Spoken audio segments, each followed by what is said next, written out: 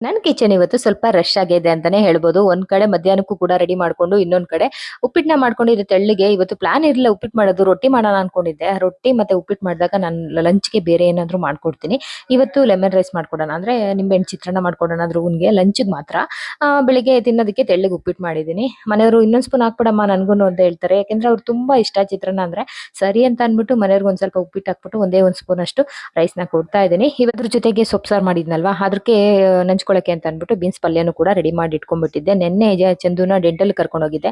ಹಂಗೇನೆ ಹೂವಿನ ಮಾರ್ಕೆಟ್‌ಗೆ ಹೋದೆ. ಹೂವಿನ ಮಾರ್ಕೆಟ್‌ಗೆ ಹೋದ್ರೆ ನನಗಂತೂ ಹೂವು ತಗೊಳ್ದೆ ಬರಕ್ಕೆ ಆಗಲ್ಲ. ಯಾಕೆಂದ್ರೆ ದೇವ್ರಿಗೆ ಪ್ರತಿದಿನನೂ ಹೂವನ ಮುಡಿಸ್ತೀನಲ್ವಾ ಹಂಗಾಗಿ ಹೂವು ತಗೊಂಡ್ ಬಂದೆ ಅಲ್ಲಿಂದ.